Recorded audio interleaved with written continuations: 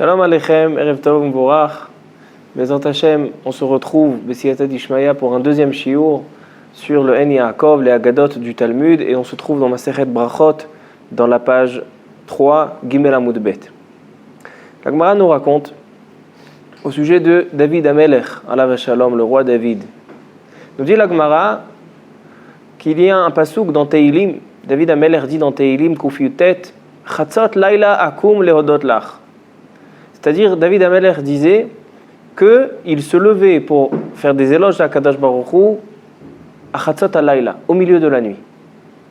Demande la Gemara, on a un autre pasouk dans Teilim Kuf Yutet où il y a marqué là-bas que David Amelech était réveillé depuis le soir. C'est-à-dire qu'il ne dormait pas toute la nuit, donc pas seulement au milieu de la nuit se réveiller. C'était pas seulement à Chatzot.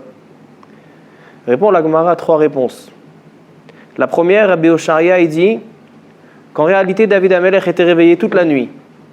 Sauf que quand il dit Chatzot Laila Akum Lehodot Lach, vient nous dire pour ne rien au monde, il ratait de ne pas être réveillé à Chatzot. Chatzot, il fallait qu'il soit réveillé. Ça, c'est la première réponse. Deuxième réponse, que David Amelech, il dormait très légèrement, ce qu'on appelle il somnolait.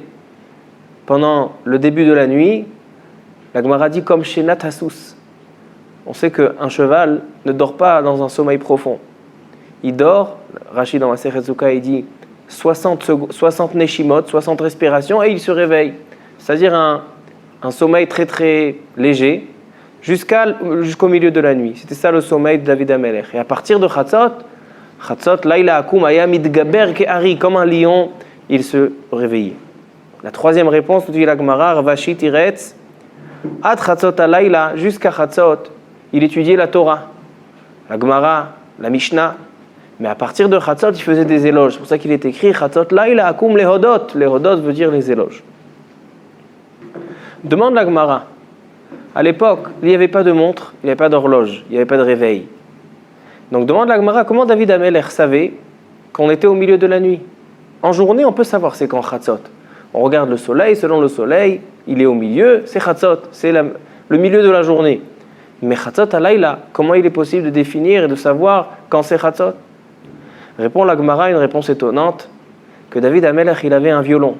Kinor David, le violon de David Amelech. Et David Amelech, la nuit, il laissait son violon à l'extérieur, et quand venait Chatzot, il y avait un vent du côté nord, Ruach Tsefonit, qui venait, et le violon commençait à faire de la musique, à jouer de la musique. Et c'est comme ça que David Amelech savait, c'est Chatzot, il faut se réveiller. Donc, répond la Gemara, nous explique la Gemara que David Amelech à Chatzot, au milieu de la nuit, il se réveillait, il étudiait, il faisait des éloges à Kadosh Baruch Hu, et à Alot HaShachar, rentraient les Chachmei Israël, tous les grands sages d'Am Israël, les dirigeants d'Am Israël, ils rentraient à Alot HaShachar chez David Amelech, et ils lui disaient Adonnez-nous David, notre maître David Amelech. Regarde ton peuple Am Israël, ils n'ont pas de parnassa, ils ont besoin à manger. Répond David Amelech, qu'ils aillent faire du commerce les uns avec les autres, et vous allez voir que l'économie va remonter.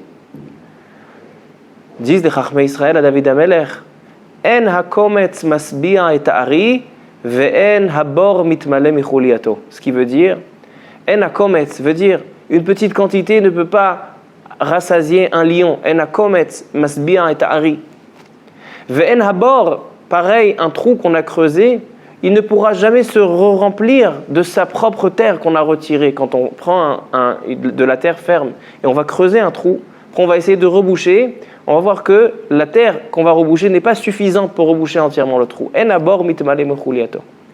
Ce sont en fait des paraboles pour dire qu'Am Israël n'a pas assez entre eux, c'est pas assez pour faire la parnassa. Alors donc on leur dit, David Amelech, alors allez faire la guerre contre d'autres nations pour pouvoir survivre. Et ainsi ils ont fait, ils ont demandé Urim et Tumim, etc. pour pouvoir faire la guerre. Voici l'histoire qui est ramenée dans la Gemara. Quelques questions. Tout d'abord, comment ça se fait? Pourquoi on associe David Amelech et Am Israël? On les assemble avec un arié, un lion. On dit que David Amelech à Chatzot, Ayamit Gaber Kemo Ari. Il se renforçait comme un lion. Et aussi Am Israël. En hakometz masbi'a et ha'ari. C'est-à-dire qu'un Israël ne peut pas être rassasié car c'est un lion. Pourquoi on les a ressemblés, on les assemble avec un lion, et David Amelech et Am Israël. Deuxième question sur ces divrei Chazal, qu'est-ce que c'est ce violon qui jouait tout seul de la musique et qui servait de réveil David Amelech? Quel est le sod, quel est le secret de ce violon? Et la question la plus essentielle peut-être sur ce Ma'amar Chazal, c'est pourquoi c'était tellement important pour David Amelech de dire « J'ai jamais passé Chatzot en étant endormi. J'étais toujours réveillé à Chatzot. » Il disait David Amelech, il disait « Amidgaber a'ira shachar » il est écrit dans Tehillim. C'est moi qui réveille le matin, c'est pas le matin qui va me réveiller, c'est moi qui réveille le matin. A'ira shachar. Pourquoi c'était si important pour David Amelech de rester réveillé la nuit et surtout au moment de Chatzot? Entre parenthèses, il faut savoir que cette Gemara, c'est pas seulement une histoire, c'est aussi une halakha qui est tranchée dans le Shulchan Aruch. La première halakha du Shulchan Aruch. Shulchan Aruch Orach Chaim, Siman Aleph, Saïf Aleph. La première halakha du Shulchan Aruch, c'est Idgaber Ka'ari. C'est quoi Idgaber Ka'ari? Un homme est obligé de se renforcer comme un lion le matin lorsqu'il se lève pour pouvoir faire les mitzvot. Et ça, c'est une halakha qui est tirée de David Amelech. Donc, il faut comprendre la profondeur de ce Ma'amar Chazal, de cette Agada. Nous explique le Ben Ishraï dans son livre Ben Yehoyada. Tout d'abord, pourquoi David Amelech est symbolisé par le lion ainsi que Am Israël? Nous dit le Ben Ishraï que le lion, il a une particularité, c'est que le lion, c'est le seul animal que tout le côté arrière de son corps, il est fin, et l'endroit de sa tête, il est large. D'accord? On a la tête du lion, c'est une tête qui est large. Tsar me'achora verachav milefanav. Et la Mishnah nous dit, il y a une Mishnah dans Masechet Midot, la Mishnah Masechet Midot, ce sont les mesures du Beth Amikdash, nous dit que le Hechal, c'est-à-dire le Mishkan, où il y a le Kodesh HaKodashim et le Ulam, si vous regardez les photos, il est aussi Tsar Me'achorav, il est fin de son côté arrière, et il est large, Rachav Milefanav. Et nous dit la Mishnah dans Masechet Midot, dans le 4e Perek, la Mishnah 7, nous dit la Mishnah Masechet Midot que le Hechal, il est aussi comme un lion, Kemo Ari. Donc on voit plusieurs choses qui sont comme le lion. On a le Mishkan, le Beth Amikdash, on a David Amelech et on a Am Israël. Nous explique le Ben Yehoyada que David Amelech, il était composé de deux choses comme chaque homme. Un homme est composé de corps, donc de matérialité, et de tête, de ce qui symbolise la Ruchaniyut, la spiritualité. Donc l'homme est conçu de ces deux choses-là, spiritualité et matérialité.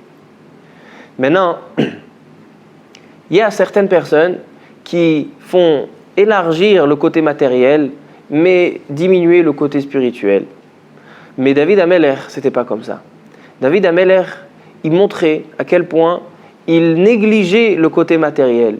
Il se levait et il se renforçait. C'est tellement dur de se réveiller en pleine nuit et encore comme un lion. Surtout pour David Amelech qui dormait 60 neshimot, 60 respirations comme le sommeil d'un cheval, dit la Gemara. Alors c'est-à-dire que David Amelech, son achorav, c'est-à-dire le corps, le matériel, il était étroit chez lui. Mais son roche, son lefanav, ce qui allait en avant, c'était la spiritualité, c'était large. Comme le lion qui est étroit à l'arrière, mais large en avant. Ainsi, Am Israël, dit le Benayahu Ben Yehoyada, le Ben Ishraï, il dit Am Israël, il traverse le Olam Hazé, ce monde-ci, pour arriver au Olam Haba, au monde futur. Alors on a deux manières, ou bien investir dans ce monde-là et le faire large, et le Olam Haba, il restera plus petit, ou bien l'inverse. C'est que tous les investissements et tout notre travail dans ce Olam Hazé, on va dédier notre travail, au lieu de le perdre pour le Olam Hazé, essayer de faire des investissements pour le Olam Haba. Et c'est ce qui va faire en fait que le Achorav, c'est-à-dire que le Olam Hazé il sera étroit et le Olam Haba sera large, sera Rachav. C'est pour ça que Am Israël et David Amelech, ils sont comparés au lion. Maintenant, il continue, le Ben Yehoyada, il nous explique, il dit c'est quoi le kinor? C'est quoi le violon? Kinor s'écrit en hébreu Kaf Nun Vav Resh. Ce sont les lettres de Kaf Vav Nun Resh, 26 et Ner. Kaf Vav Nun Resh. Ça c'est kinor. Qu'est-ce que ça veut dire? Kaf Vav 26, c'est le Shem Havaya, le nom d'Akadosh Baruch Hu. David Amelech, ce qui le réveillait, Ce qui lui allumait la lumière dans son sommeil, le nerf, la bougie, c'était Kavav, c'était Akadosh Baruch Hu.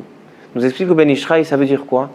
Ça veut dire que David HaMelech, lorsqu'il étudiait la Torah, il était investi dans le limoud de la Torah, à tel point que même le jour de son décès, dit la Gemara dans Masechet Shabbat, page 30, que le Malach HaMavet ne pouvait pas aller retirer la Neshama de David HaMelech, puisque l'opasik poumait migirse, parce qu'il n'y avait pas un instant que David HaMelech n'étudiait pas. Alors dit le Ben Yehoyada, lorsque David HaMelech il allait dormir le soir, il dormait mitor divrei Torah, il dormait dans l'étude. Maintenant, qu'est-ce qui va le réveiller en pleine nuit? Tu es fatigué, tu es crevé, tu dors comme un cheval, 60 Neshimot. Qu'est-ce qui va te réveiller? Eh bien justement, la Torah que tu as étudiée la veille, c'est elle, c'est Akadosh Baruch Hu lui-même. Cette Torah, elle va créer un ange, et cet ange-là, il réveille. C'est ça le kinor. Le kinor, c'est vrai que dans le sens simple, c'est un violon qui va jouer de la musique. Mais le secret du kinor, c'est Kavav Ner. 26, la bougie, c'est le 26, c'est Akadosh Baruch Hu. C'est lui qui éclairait la nuit, et c'est lui qui réveillait David HaMelech dans son sommeil. Quelle est l'importance d'étudier la nuit et surtout à Chatzot? Nous dit le Zohar HaKadosh dans Parashat Vayakhel. Dit le Zohar HaKadosh que la nuit, on sait que le sommeil, il est Echad Mishishim Bamita. Quelqu'un qui dort, alors il a 1/60 de la mort. C'est pour ça que quand on se lève le matin, on fait Netilat Yadayim pour retirer Ruach HaTuma, l'impureté du défunt, etc. Mais il dit le Zohar HaKadosh que le temps dans la nuit, on est le plus rapproché au Ruach HaTum'a, à l'impureté et au Ta'am HaMita, au goût de la mort, c'est à Chatzot. Maintenant, on dit Rabbi Chaim Palaji, pourquoi David HaMelech est appelé David HaMelech Chai Vekayam? Pourquoi on dit David HaMelech Chai Vekayam? Il est vivant et il existe. Encore qu'il soit Kayam, on peut dire qu'il est présent par son Kiyum, mais c'est quoi Chai, vivant? Il dit le Rabbi Chaim Palaji, parce que David HaMelech jamais il dormait à Chatzot. Et lorsqu'on dort à Chatzot, on goûte le goût de la mort. Et David HaMelech, puisqu'il disait que jamais il dormait à ce moment-là, il étudiait la Torah à ce moment-là, là, au contraire, il se remplissait de vie. C'est pour ça qu'on dit David HaMelech Chai Vekayam. Qu'est-ce qu'on peut retirer de tout ce qu'on vient de dire? On vient de dire ici que dans cette histoire qui est ramenée dans la Gemara, on apprend un enseignement très important. Que parfois on recherche le confort, et parfois notre corps et notre matériel va réclamer certaines choses. Et bien, il faut savoir que lorsqu'on va faire ce monde-là étroit, essayer de rapetissir le temps qu'on est censé perdre dans ce monde-là et de l'investir dans le Olam Haba, alors on sera comparé au Aryeh, au lion. Que le lion, c'est le symbole de David HaMelech, c'est le symbole du Am Israël, et c'est en fait le symbole aussi du Beth Amikdash, puisque aussi le Beth Amikdash, il est conçu comme un lion, il est large à sa tête, donc dans les choses importantes, et la Rouchaniout, il est large, et dans les choses qui sont moins importantes, le Achorav, il est tsar. Tiou Brihim, et qu'on ait des Bessorot Tovot.